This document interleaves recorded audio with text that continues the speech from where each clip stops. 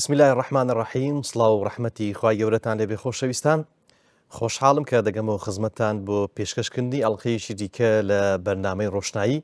کە لە خزمەتی جەنابی مامۆستا باپی زانە و بیرمەندە. جەنابی مامۆستا یاخوا بەخێر بێی. زۆر سپاس مامۆستا محەممەد، ئێوەش بەخێر بێن خۆت و هاوکارانت. مامۆستا گیان، تەوەرەکەمان یەکێکی دیکە لە بنەماکانی تایبەتمەندیەکانی ڕێبازە گشتەکانی جەماوەری موسڵمانان بابەتی میانجێتی و هاوسەنجیە. جا سەرەتا دەمەوێت پێناسەی میانجێتی و هاوسەنجی بکەیت کە ئەم بابەتت بەباشیش ڕوون کردوتەوە لە مەوسوعی ڕەوشت و ئاکاری ئیسلامی لە بەڕۆشنایی قورئان و سوننەتدا. دەمەوێت پسپۆڕانی زمانی عەرەبی چۆن پێناسەی ئەم بابەتیان کردووە. الحمد لله رب العالمين وصلوات الله وسلامه وبركاته على جميع الأنبياء والمرسلين، خصوصا سيدهم وأفضلهم إمام المتقين وقائد المجاهدين محمد وآله أجمعين، من الصحب والأزواج والقرابة والتابعين لهم بإحسان إلى يوم الدين. أما القيامة لا ما ألقيش للشوارع لا برنامج روشناي مامۆستا محەممەد وشەی وەسەط بە کوردی دەبێتە میانجێتی یاخود نێوەندێتی. مەبەست لە وەسەط کە وشەیەکی قورئانیە، وكذلك جعلناكم أمة وسطا، ئێوەمان گێڕاوە بە کۆمەڵێکی میانجی، واتە نە تێدەپەڕێنن نە کورتی دێنن. هەندێکی دەڵن وەسەط یعنی خەیر، لە فەرمایشتی پێغەمبەر دەهاتوو عەلەیهی سەڵات وسەلام، یعنی ئێوەمان کردو بە چاکترین کۆمەڵ. بەڵام چاکترین کۆمەڵبوونی ئومەتی محەممەد عەلەیهی سەڵات وسەلام لە چیدایە؟ لە کۆمەڵێک شتدایە، بە تایبەت لەوەدا کە خەتی نێوە ڕاست دەگرن و نە بەلای ڕاستدا و نە بەلای چەپدا لا نادەن،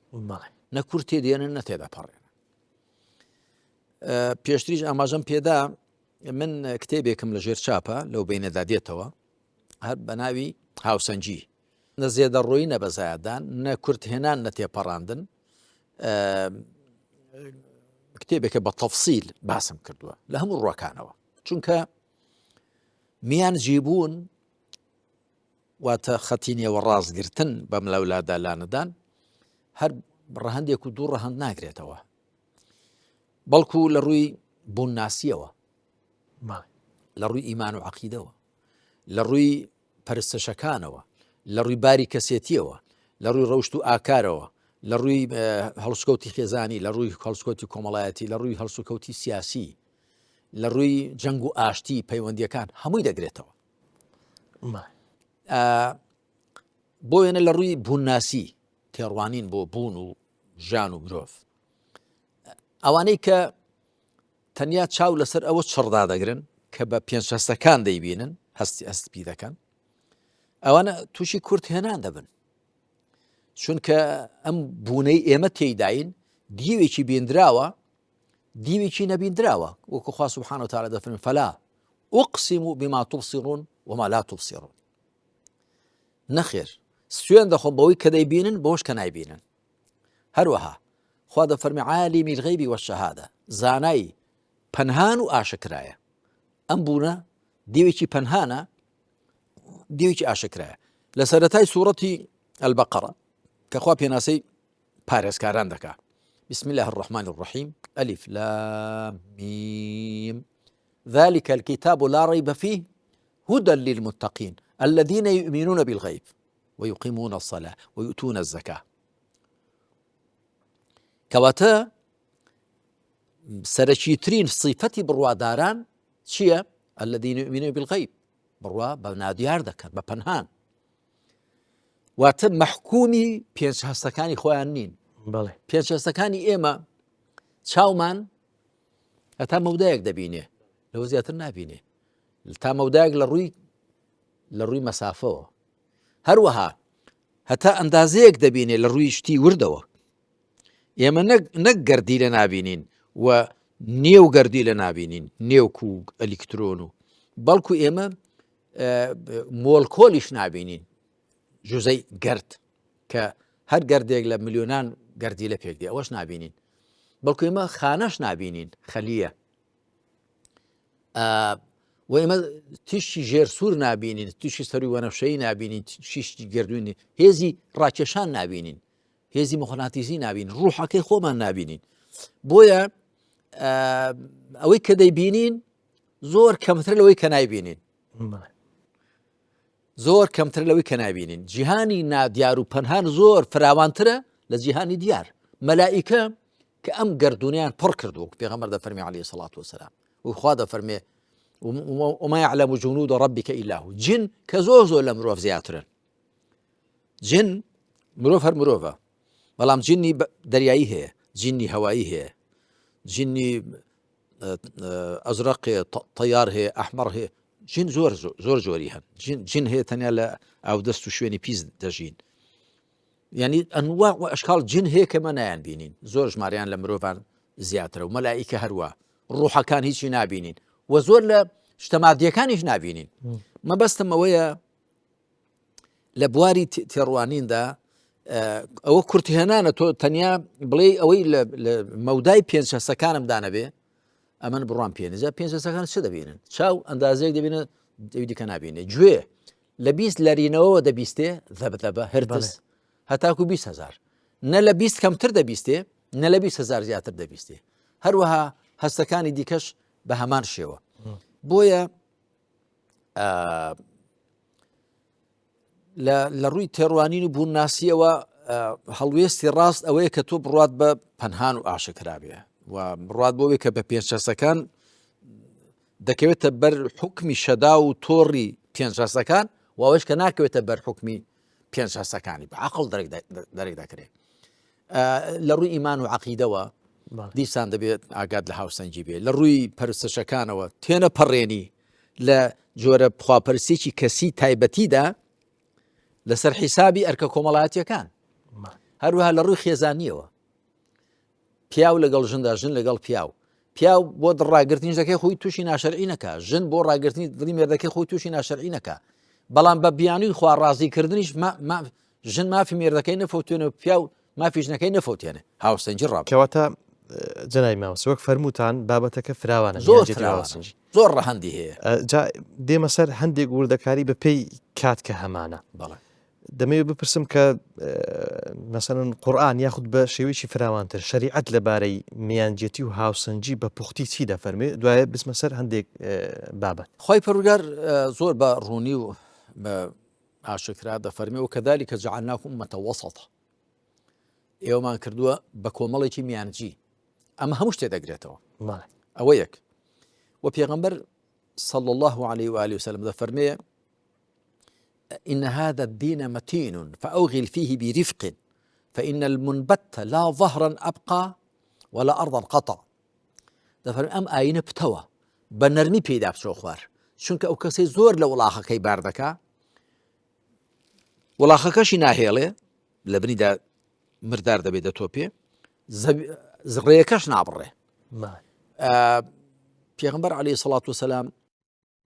فەرموویەتی ئیاکم والغلو في الدين فإنما أهلك من كان قبلكم الغلو في الدين. خۆتان لە تێپەڕاندن لە دینداریدا بپارێزن. ئەوانەی پێش ئێوە بە تێپەڕاندن لە دینداریدا فەوتان. نەسڕانیەکان چۆن فەوتان؟ عیسای کوڕی مەڕیەم کە جوولەکە دەیانگوت زۆڵە و بیژووە، بە زاراوی هەولێرە بیژیە، کوڕی بابی خۆی نییە، بابی عیسا بابی هەر نەبووە. خوای پەروەردگار وەکو موعجزەیەک عیسای لە دایکی پەیدا کرد بەبێ باب. جوولەکەکان مەڕیەمیان سەلامی خوای لێبێ، خواری ڕازی بێت، تۆمەتبار دەکردەوەی کە زینای کردووە، ئەو منداڵە بیژووە، زۆڵە. نەسڕانیەکان لە کاردانەوەی جوولەکەکاندا گوتیان نەک هەر بیژوو زۆڵ نییە، بەڵکو عیسا کوڕی خوایە. هەردووشان غەڵەتە. ڕاستیەکەی ئەوەیە عیسای کوڕی مەڕیەم سەڵات و سەلامی خوا لەسەر خۆی دایکی پێغەمبەریش پایە بەرزی خوایە، بەندەی خوایە. خوا سوبحانە وتەعالا عیسای بەبێ باب خوڵقاندووە، وەکو چۆن ئادەمی بەبێ باب و بەبێ دایک خوڵقاندووە، هەروە حەواش کە لە سوورەتی ئالی عیمراندا وەفدی نەجڕان لتفسير سورة آل عمران بتفصيل باسم كدوه كدين بو خدمة پیغمبر صلى الله عليه وسلم لكوتاي سردمي مدينة دا دين بۆ لای لە مزگەوتەکەی پێغەمبەردا دەبن عەلەیهی سەڵات وسەلام 3 ڕۆژان ڕوبە ڕۆژهەڵات نوێژ دەکەن هاوڵان دەڵێن ئەی پێغەمبەر سۆز دەفەرمێ لیان گەڕن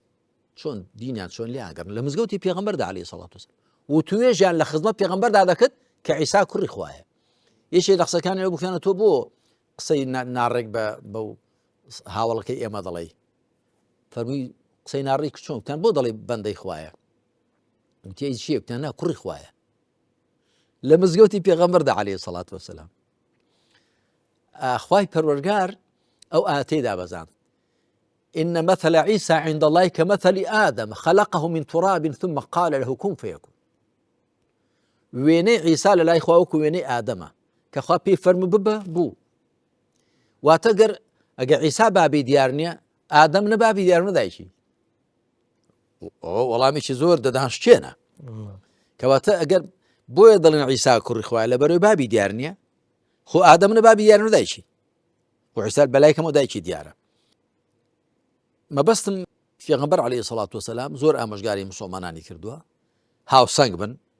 تێنەپەڕێنن کورتی نەهێنن و بە سیرەی کردەوەیشی وا بووە پێغەمبەر عەلەیهی سەڵات وەسەلام دەڵێ ڕۆژێک حەدیسانم هەمووی لەو کتێبە کە باسم کرد هەمووی هێناون ڕۆژێک 3 کەس دێن بۆ ماڵەکانی پێغەمبەر صلی الله علیه وسلم دەبێت لەو کاتەدا پێغەمبەری خوا لەوێ نەبوو بێ لە هاوسەرانی بەڕێزی پێغەمبەر دەپرسن عەلەیهی سەڵات وەسەلام لەبارەی عیبادەتی شەخسی پێغەمبەر ئەوانیش هەواڵیان پێ دەدەن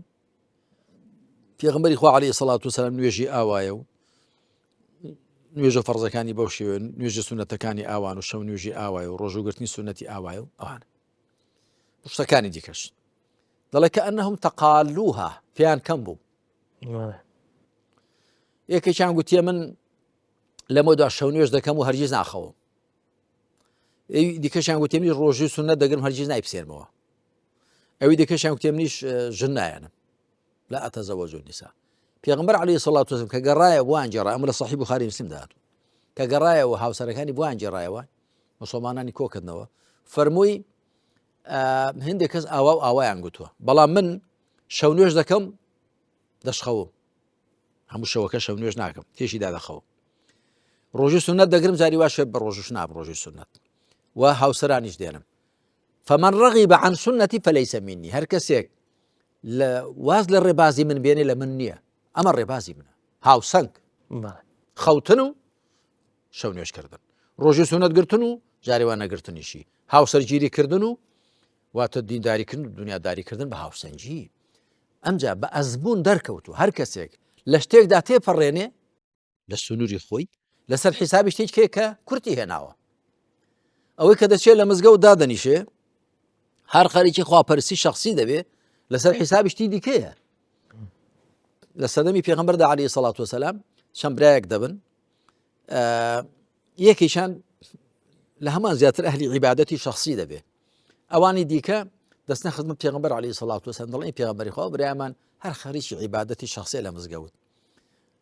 ئێمەش عیبادەتیش دەکەین و بەڵام کار و کاسبیش دەکەین ئەویش دەفەرمێ ئەو برایەتان چێ دەیژێنێ دەڵێن بە هەمومان هاوکاری دەکەین دەفەرمێ هەمووتان لەوی چاکترن پێوەری ئیسلام ئاوایە مادام پێویستی بە هەمووتانە هەمووتان لەوی چاکترن ئێوە دینداریش دەکەن دنیاداریش دەکەن جا ئەمە زۆر گرنگە مسڵمانان بیزانن پێیان وانە بێ مسڵمانەتی تەنیا شتێک و دووشتە وەکم زۆر جار گوتومە لەم هەولێرە کە مانگی مەولید دێ خەڵک هەموو بشەوەش دەبێت چییە مەولیدە ئەسن بە غەڵەتیش دەیڵن دەڵێن مەولود یان لەدایک بوو مەولید ینی کاتی لەدایک بوون و شەڕاستیەکە بە عەرەبی مەولیدە ئەنجا هەموو خەڵک مشەوەش دەبێت چییە کاکە مانگی مەولید باشە ئەمە گوتومان یادکردنەوەی لەدایکبوونی پێغەمبەر صلی الله علیه وسلم مادەم لە چوارچێوەی شەریعەتدا بێ و بۆ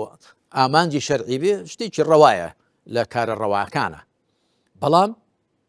نابێت لە خۆمانی بکەینە پایەی دین ئەو پەڕەکە شتێکی ڕەوایە ئەگە کەسێ بەنێتی چاک بکە خێری دەگا بەڵام شتێکی ڕەوایە و تەواو بەڵام خۆ پێوە مشەوەشکردنی کەن و ئیسلامەتی هەر ئەوەیە یای وایە مەسا حەج و عومڕەی کردووە بە ئەوە هەموو ڕۆژێ یاڵا بۆ عومڕە دراوسەی فەقیر و هەژار و نەدار و نەخۆشیشی هەیە پێویستی بۆ پارەی عومڕە زیادەی ئەوە والله بالله تەڵڵا ئەو پارەی عومڕەکەی بدا بەو نەخۆشەی دراوسەی یا قەرزدارەکەی دراوسی کە قەرزەکەی پێ بداتەوە یاخود کریخانەکەی بۆ نادرێ خێری زیاتر لەوەی کە پێ عمرەیشی سونەت بکە وەرزانی ینی خەڵک بەغەڵەت لە دین حاڵی بوو یا هەیە مەسەن مزگەوتێک لێرێ هەر لە پەنای مزگەوتێک چه دروست دەکا کەوی نازانێتی چۆنە بەڵام ئەو خەڵکەی کە لەو مزگەوتە نوێژ دەکەن ڕۆنگە زۆری قەرزدار و هەژار و نەدار بن با بە هاوکاری ئەوان بکە مزگەوتەکە بە مسڵمانان ئاوەدان دەبێتەوە تۆ مسڵمان ئەگەر ڕوت و هەژار و نەدار و برسی و نەخۆش و قەرزدار بوو خواپەرستی بۆ ناکرێ کاد الفقر ئەن یەکون کوفرا دەچێ مزگەوتێک کەم بۆ قیت دەکاتەوە لەوێ یاخود ئەگەر بڵێ کاکە تۆ بێنە بە خەڵکێک پەروەردە بکەین فێرە قورئانیان دەکەین فێرە فەرمایشتی پێغەمبەر فێرە حکمی شەرعی فێرە ئیمان و عەقیدە فێرە مسڵمانەتیان دەکەین بێنە بۆ هاوکاری ماکەن نەخێر مزگەوتە دروست دەکەم ئەو هەر بۆ ڕیاتە ئەگە بۆ ڕیات نییە ئەی بۆ ئەو مسڵمانانی کە مزگەوتەکان ئاوەدان دەکەنەوە ئەی باشە مزگەوت بەبێ مسڵمان چواردیوارێک چ لێ بکەین ئێمە مەبەستم ئەوەی کە زۆر جا مسڵمانان لە ئەنجامی حاڵی نەبوون لە دینەکەیان یا فراوان حاڵی نەبوون لە دینەکەیان و لە بەڕۆشنایی ڕێوشوێنی پێغەمبەردا عەلەیهی سەڵات وسەلام حاڵی نەبوون لە دینەکەیان ئەو جۆرە ناهاوسەنجی لە دینداریاندا پەیدا دەبێت لە شتێکدا تێدەپەڕێنن لە شتێکی دیکەدا کورتی دێنن کەواتە جەناب مامۆستای خوای کاربەجێ مرۆڤەکانی بەو سروشتە دروست کردووە کە بە بەردەوام هاوسەنگن بەڵام ئەو مرۆڤەکانن لەو سروشتە لا دەدەن و بەزایادان و کەم تەرخەمی تێدا دەکەن بە شێوەیەکی گشتی بە شێوەیەکی گشتی بەڵێ بەڵام مرۆڤ لە توانایدا هەیە زێدەڕۆیی بکە کورتهێنان بکە ئەوەی کە وا لە مرۆڤ دەکا هاوسەنگ بێ دینە مامۆستا محەممەد ئەگەر تۆ تەماشای هەموو دنیا بکە ئەوە نەسڕانین لە عیسادا عەلەیهی سەڵات وسەلام تیان پەڕاند و لە عیسا و دایکیدا کردویانن بە دوو پەرسترا ئەوە بوذاییەکانن لە بوذادا تیان پەڕاندووە ئەوە کۆنفوشیۆسیەکانە لە کۆنفوشیۆسە تیان پەڕاندووە ئەوە هیندیەکان لە گاپەرستی و مانگاپەرستیە تیان پەڕاندووە بەڵکو جارێ مشک و ماریش دەپەرستن ماری کوبڕا ئەوە مەجووسیەکان لە ئاگر پەرستیدا تیان پەڕاندووە ئەوە یەزیدیەکان لە مەلەک تاووسدا تیان پەڕاندووە کە دەڵێن مەلەک تاووس کە هەر شەیتانەکەی کتێبە ئاسمانیەکانە کردویانە بە شتێک لە بەرامبەری خوادا سوبحانەه وتەعالە هەروەها ئەوە جوولەکەکانن لە دنیاداریدا تیان پەڕاندووە لە دنیا پەرستیدا هاوسەنجی تەنیا کاتێک پەیدا دەبێت کە مرۆڤ پابند بە شەریعەتەوە شەریعەتێکی پاک و دەستکاری نەکراو کە لە ئیسلامدا بەرجەستەیە لەم زمانەی ئێمەدا ئەگەر نەخۆ کتێبەکانی خوا کە ناردوونی و پێغەمبەران عەلەیهیم سەڵات وسەلام کە هاتوون خەڵکیان فێرە دینداری هاوسەنگ کردووە بەڵام خەڵک لایان داوە وەکو خوا دەفەرمێ يحرفون الكلمة عن مواضعه ونسوا حظا مما ذكروا به هەندێکیان گۆڕیوە هەندێکیان لەبیر چووە بەڵام خوا سبحانه وتعالى قورئانی ناردوو بۆ مرۆڤایەتی لەوەتی کە محەممەد هاتووە عەلەیهی سەڵات وسەلام تا دنیا بە کۆتا دێ بۆیە خوا پاراستوویەتی ئینا نحن نەزەلنا الذیکر وئینا لەهو لەحافظون ئێمە خۆمان ذیکرمان دابەزان خۆشمان پارێزەرینی خوا پاراستوویەتی مسلمانان لەسەر دوو پیتی قورئان کێشە مشتومڕیان نییە بەڵام ئەوانی دیکەوانین جا بەڵێ مرۆڤ لە توانایدا هەیە ئەگەر فیتڕەتەکەی دەستکاری نەکرێ وەکو حەدیثەکە دەفەرمێ كل مولود يولد على الفطرة فأبواه يهودانه أو ينصرانه أو يمجسانه وفي الرواية أو يشركانه باب دايك دي كان جولكا دي كان نصراني دي كان مجوسي أخو دي كان مشرك دور بروا تجينجا دور بروا إذا كان قلنا لسر أصلي خوارس ريكو الراس لدايك بو بەڵام لە توانایدا هەیە لە بارانیدا هەیە بەو لادا بڕە بۆ لادا بڕە کورتی بێنێ و تێپەڕێنێ مامۆستا گیان چەند لە هێلە گشتەکانی ڕێبازی جەماوەری مسلمانان دیارە چەند مەسەلەیەکی ناوە کە جەماوەری مسلمانان تێیدا میانجێتی و هاوسەنجیان تێدا ڕەچاو کردووە جا بە پێی توانە بۆ نمونە لە مەسەلەی ئیمان هێناوتە بەوەی کە زۆربەی جەماوەری مسلمانان لە نێوان خەواریج و مورجیئەدان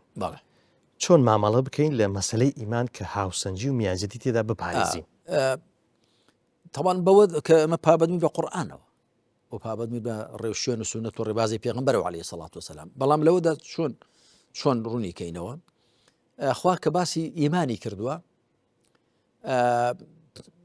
لە قورئاندا 5 پای بۆ ئیمان باس کردوون ليس البر أن تولوا وجوهكم قبل المشرق والمغرب ولكن البر من آمن بالله واليوم الآخر والملائكة والكتاب والنبيين أو 5 پای شەشەمیش لە سونەتدا باس کراوە ئیمان بە قەدەری خوا شوار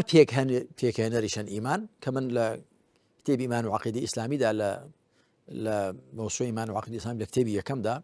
بە تەفسیل باسم کردووە بەڵگەی قورئان و سونەتم هێناوەتەوە لەسەر هەر چوار پێکهێنەرەکانی ئیمان هەروەها لە کتێبی پایەکانی ئیماندا لە کتێبی چوارەمی بیرکردنەوەی ئیسلامی لە نێوان وحی و واقعدا باسم کردووە کە یەکەم پێکهێنەری ئیمان بریتێ لە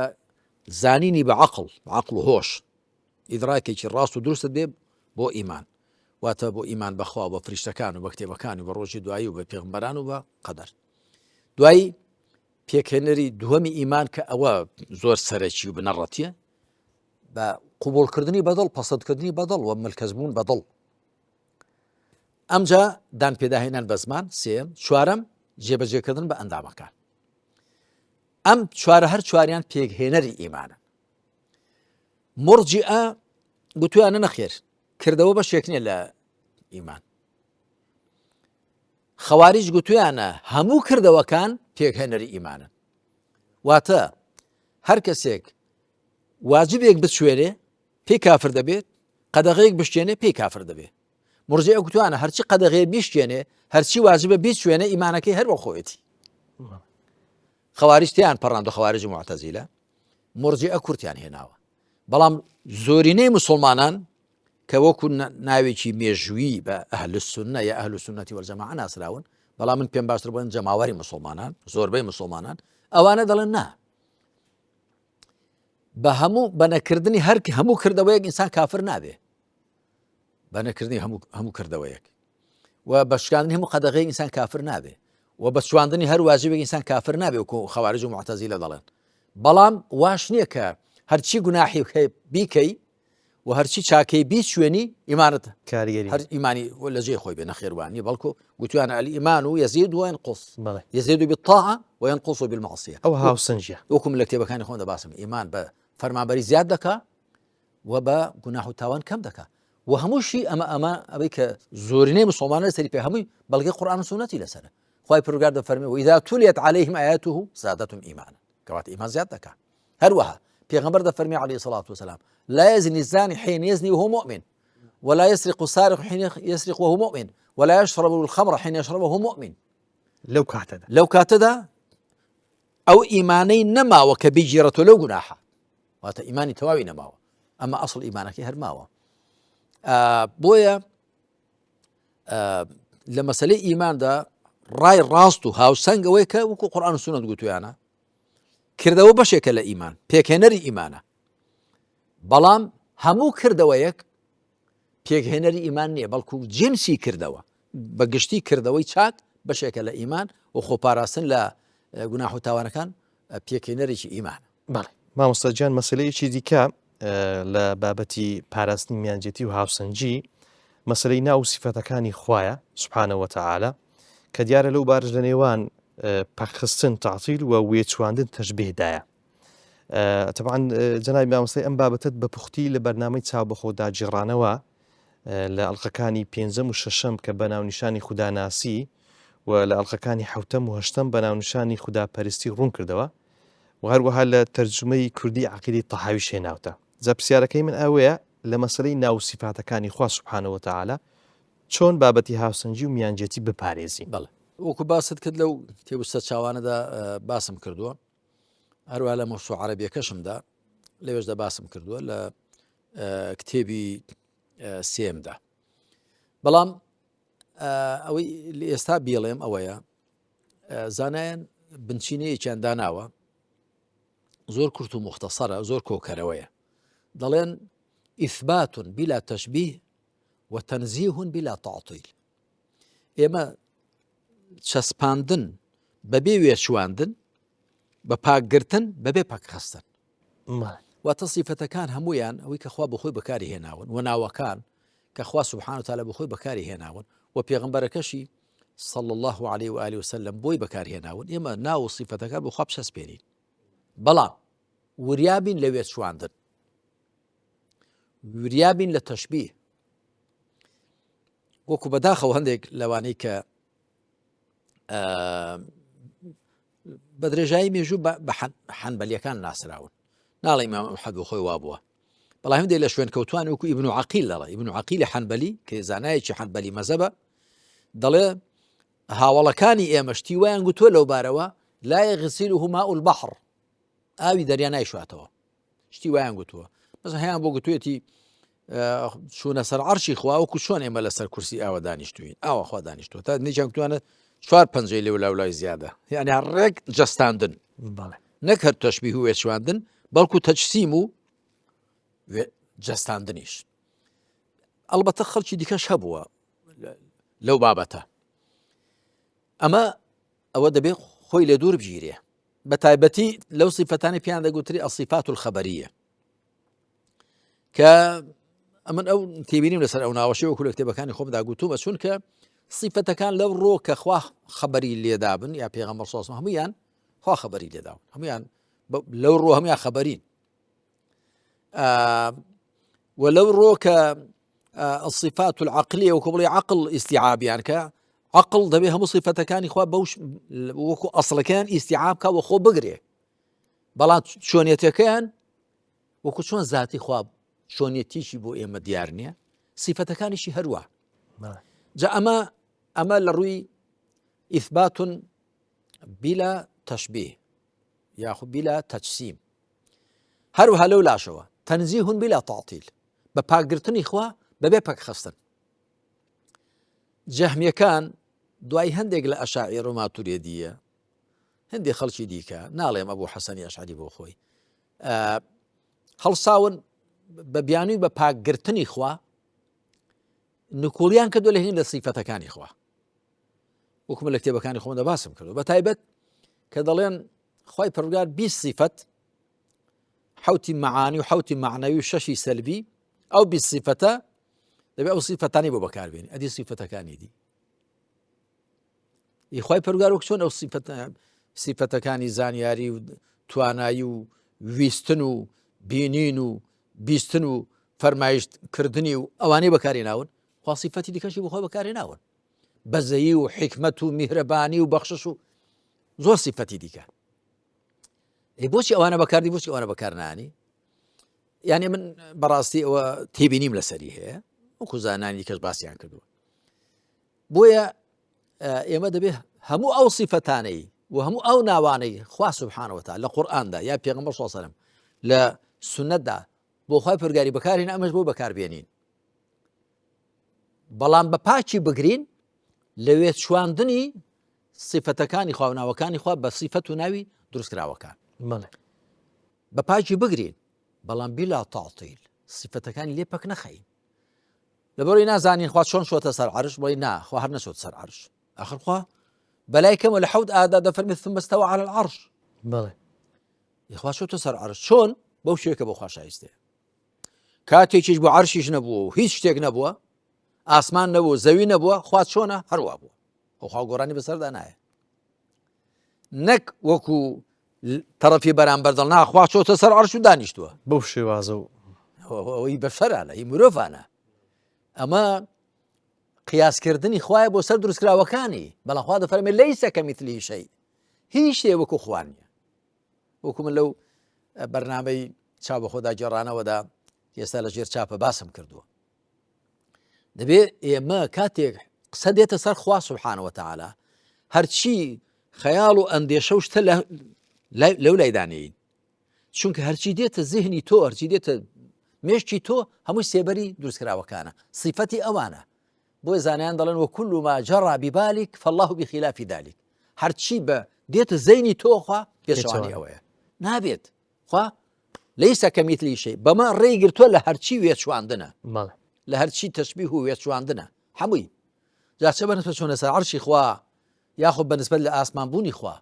وهو الذي في السماء إله وفي الأرض إله جاء عباد الله خوا لآسمانه جا خوا دفرمي سرزويشه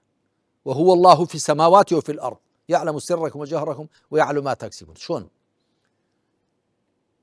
لآسمان بوني خوا سبحانه وتعالى هل وكل سرزوي بوني خوا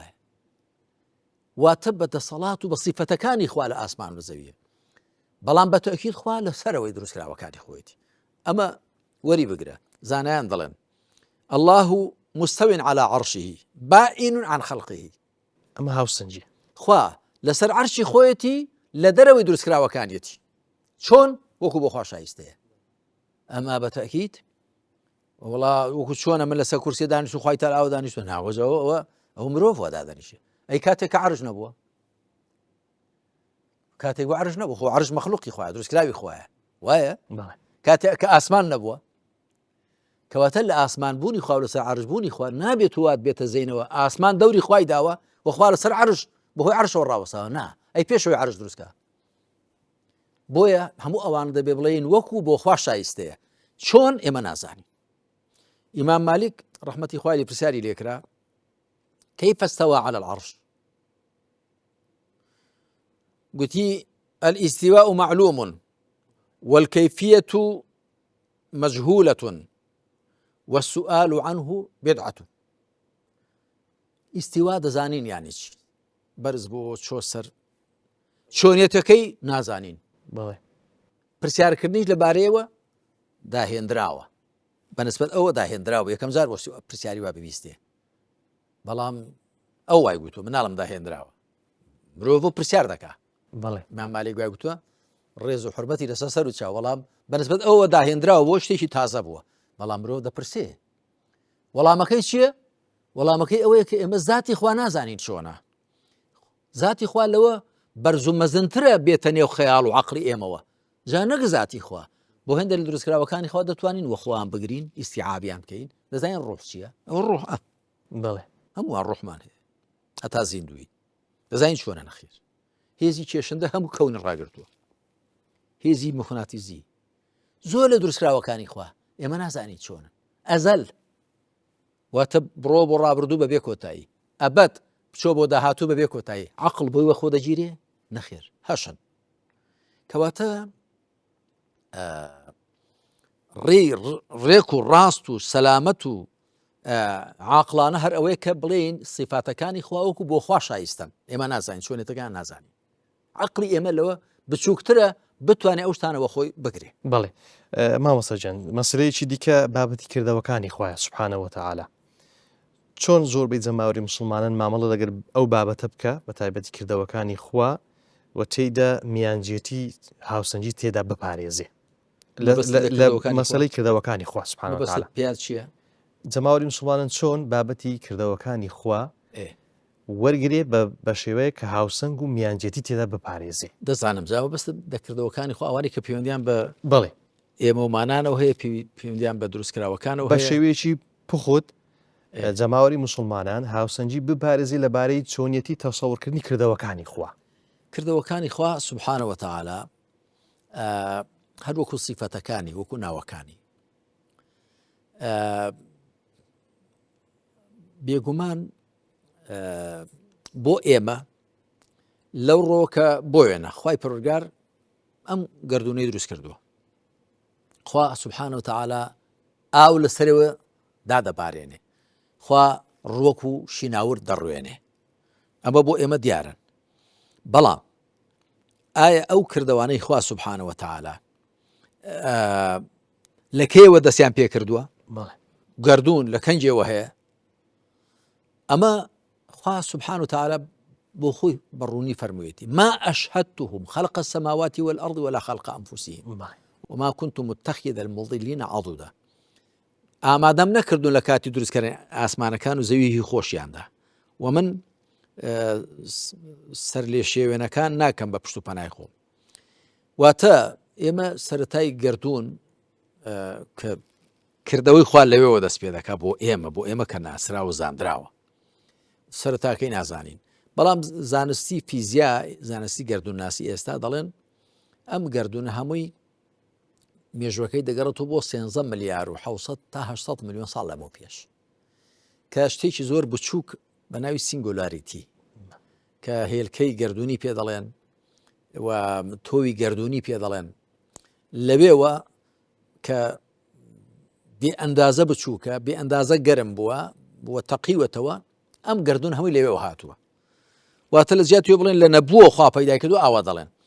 مەبەستمەوەی کە سەرەتای کردەوەکانی خوا بۆ ئێمە کە زاندراوە لەوێەوە هاتووە، ئەگەر ناخوا سبحانە وتعالە پێشێ هەرخوا بۆ خۆی زانێ مەلایەکی کەنجە دروست کردوون و ئایا هەندێک لە زانایان دەڵێن پێش ئەم گردونەی ئێمە کە دەیبینین کە مێژوەکەی دەگەڕێتەوە بۆ 13 ملیار و 700 میلیۆن ساڵ ئایا لێ پێش ئەم گردونەدا خوای تەعالا چی دیکەی خوڵقاندووە خوا باسی عەرش دەکا و باسی عەرش دەکا کە لەسەر ئاو بوو وەکانە عەرشو عەلە الماء ئەمجا باسی دروستکانی ئاسمانەکان و زەوی دەکات واتە دروستکراوەکانی خوا کردەوەکانی خوا مەگەر ئەوەی خوا سبحانه وتعالى خۆی هەواڵمان پێ بدە ئەگەر نا لە ڕاستیدا ئێمە ناتوانین بە دڵنیایی بڵین بەو شێوەیە مەگەر ئەوەی زانیاری وەکو حەقیقەتێکی زانیاری بۆمان دەردەخات. بەڵێ مامۆستاجان مەسەلەیەکی دیکە کە تێیدا هەم تێپەڕاندن هەیە هەم کورتهێنانی تێدا هەیە مەسەڵەی خەون و فیراسەتە بەوەی بەشێک هەیە نکۆڵی لەو بابەتەکە لە بابەتی خەون و فیراست و بەشێکی دیکەشی هەیە دەیکات بە بەشێک لە دین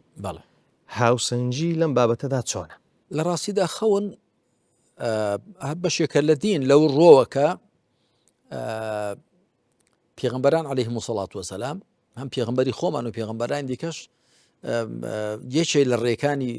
لێوەهاتنی وەحی خەون بووە و ئیبراهیم خەلیل الله سەڵات وسەلامی خوای لەسەر بێ ئیسماعیلی کوڕی کە دێنێتە سەر بڕین بە خەونێک بووە یا بني إني أرى في المنام أني أذبحك و پێغەمبەری خۆمان صلى الله عليه وسلم بەشێک لە وەحی لە ڕێی خەونەوە بۆ هاتووە بەڵام هەروەها یوسف عليه الصلاة والسلام هەموو ژیانەکەی بریتێ لە تعبیری خەونێک بەڵام ئایا خەون تا چ ڕادەیەک ڕێیەکە لێوە ئێمە دەستمان لە زانیاری گیر بێ لێرەدا ڕازیایی و مشت و مڕ هەیە هەندێکیان تێدە پەڕێنن یعنی وەکو چۆن لە ڕێی وەحیەوە زانیاری دەزەکە ئاو لە ڕێی خەونەوە و لە ڕێی ئیلهامەوە و لە ڕێی فیراستەوە دەڵێن زانیاری ڕاست و دروست دەزەکەوێت هەندێکی دەڵێن نەخێر ئەستان خەون و ئیلهام و خورپە و فیراست و ئەوانە هیچ نین ڕای هاوسەنگەوەی کە نا لە ڕێی خەونە دەگونجێ زانیاری ڕاست دەستکەوێت و دەستگونجێ لە ڕێی ئیلهام و خورپەوە لە فیراستەوە دەگونجێ بەڵام بە بەڵگەی شەرعی ناشێ یعنی تۆ بۆت نییە بڵێ وەڵام من لە خەونمدا فلان کەس ئەتۆ هاتی پێت گوتم ئەوە من بە تەمام بتکوژم ئەتۆ کاکە دەدوێ من بکوژی بۆ لە خەون بۆت نییە واڵێ بینی شەیطان وای گوتووە چکە پێغەمبەر فەرموویەتی عليه الصلاة والسلام الرؤيا ثلاث رؤيا حق من تبشير من الله والرؤيا تحزين من الشيطان والرؤيا حديث نفس ولا صحيح بخاري داتو خەون سێ جۆرە بەشێکی دڵخۆشکەرە لە خواوە بەشێکی دڵتەنکەرە لە شەیطانەوە بەشێکیشی داڵغە و خەیاڵی خۆتە کەواتە تو نازانین کامیانە ئەمە بۆیە ابن عباس خوا لە خۆی بابی ڕازی بگوتوێتی رؤيا الأنبياء وحي خەونی پێغەمبەران وحیە بەڵام غەیری پێغەمبەران عەلەیهیمو الصلاة والسلام ئەتۆ بۆ خۆت ڕەنگە خەونێک دەبینی سەداسەد دڵنیایی لێی بەڵام بۆ دەرەوەی خۆت نابێتە بەڵگەی شەرعی بۆ خۆت قەناعەتی تەواوت پێ هەیە بە تایبەتی پەیوەندی بە پێغەمبەری خواوە هەبێ صلى الله عليه وسلم شو فرميتي من رآني في المنام فقد رآني إنه لا يتمثل الشيطان بي هر کەسێ منی لە خەودا بینی منی بینی و چکە شەیطان نایەتە سەر شێوەی من بەڵام ئایا بۆ خەڵکی دیکە دەبێتە بەڵگەی شەرعی نەخێر چکە تۆ هیچ شتێکت بەدەستەوە نییە هەروەها فیراست و ئیلهامیش کە شتێک بڵێ خراوەتە دڵم خراوەتە دڵت لەلایەن خوا و خراوەتە لەلایەن فریشتەکان و لەلایەن شەیطانەوە وەکو ئیبن تەیمیە لە کتێبی الفورقان بین ئەولیاء الرحمن و ئەولیاء الشەیطان دەباسی کردووە کەوتۆتە دڵت بڵێ بەڵام ئایا خوتە وەسوەسەی شەیطانە یا ئیلهامی مەلائیکێ نازانی هەڵبەتە بەگشتی وا دەڵێن ئەگەرنا بۆ ئەوانی کە زۆر لە خوا نزیکن یا دۆستی خوان یا خاوەنی ئەزمونن لێرەدا و خاوەنی پێشینن دەگونجێ فەرقیان پێ بکە بەڵام بگشتی ئێمە هەر دەبێ بڵێن خەون و خورپە و فیراست ئەوانە هەمووی زانیاریان لێوە دەستگیر دەبێ بەڵام زانیاریەکی دڵنیاکەر نییە و بە بەڵگەی شەرعی داناندرێ بەڵێ مەسەلەیەکی دیکە کە بابەتی تێدا هاوسەنجی و میانجێتی تێدا بپارێزین مەسەلەی ژیانی دنیای مامۆستا بەڵێ لە نێوان وازهێنان لە ژیانی دنیا بە یەکجاری وەروەها باوەش پێداکردنیدا هاوسەنجی و میانجێتی چۆنە؟ بەڵێ ڕاستە ئەویش هەر بە درێژایی مێژووی بەشەر مرۆڤەکان لە مامەڵە لەگەڵ دنیادا بەتابێت لە ڕۆمادیەکەیەوە هەمیشە تووشی تێپەڕاندن و بەزایەدان و کورتێنان بوون. هەڵوێستی ڕاست ئەوەیە کە ئێمە خوا لێرەی داناوین بۆ تاقیکردنەوە. وخوا سبحانه وتعالى کە دەفەرمێ إنما الحياة الدنيا لعب وله لە شوێنی شاتوو لەهو وەلعیب یاری و خافڵانە یاخۆ خافڵان و یاریە و بە پێی سیاقی ئاەتەکان وشەکان پاشی پێشکراون کەوا خوا دەفەرمێ ئەمە دوو واتای هەیە. واتە ژیانی دنیای کافران گەمە و یاریە گەمە و خافڵانە، یاخود ژیانی دنیا لە ڕۆمادیەکەیەوە یاری و خافڵانە. ئەگەر نا ژیانی پێغەمبەران عەلەیهیمو سەڵات وەسەلام دەگونجێ بڵێن گەمە و خافڵان بووە؟ نەخێر. ژیانی ئیماندارانی ڕاستەقینە شوێنکەوتوانی پێغەمبەران عەلەیهیمو سەڵات وەسەلام دەگونجێ بڵێ یاری و گەمە و خافڵان و کات بەسەر بردنە؟ نەخێر. کەواتە ئەو دوو واتا ڕاستەی هەیە. یەکەم لە ڕۆمادیەکەیەوە ژیانی دنیا وایە تۆ مەسەلەن ڕۆژانە خواردن دەخۆی، پۆشاک لەبەر دەکەی، دوا پۆشاکەکەت دادنەی، هەر دووبارەیە لە ڕۆمادیەکەیەوە. وەکو یاری منداڵان خافڵانێکە. ئەوەل یەک. پاشان ژیانی دنیای بێبڕوایان لە ڕاستیدا گەمە و یاریە. چۆ هەر لایەنە مادیەکەی شک دەبن و هەر سەرگەرمی لایەنە مادیەکەینی بۆ ژیانی ئەوان گەمە و یاریە. ئەمە مەبەست پێ ئەوە نییە کە ژیانی دنیا بەگشتی و ژیانی دنیای هەموو کەس وایە. بۆیە هەڵوێستی ڕاست و هاوسەنگ ئەوەیە کە ئێمە ژیانی دنیا وەکو خۆی تەماشا بکەین، شوێنی تاقیکردنەوەیە، بەس نەیکەینە ئامانج و لەسەر حیسابی قیامەت و ڕۆژی دوایی باوەشی پێدا نەکەین. ئەوە یەک. لەلایەکی دیکەشەوە ژیانی دنیا پشتگوێ نەخەین بە بیانوی ئەوە کۆڵا من آخر ڕۆژی دوایی چاکترە و قیامەت و بەهەشت باشترە و ڕاستە گومانی تێدا نیە. ئێرە هەر ئامرازە، بەڵام ئەم ئامرازە ئەگە دەستی پێوە نەگری و بەهرەی لێ وەرنەگری نایگێ بەو ئامانجە،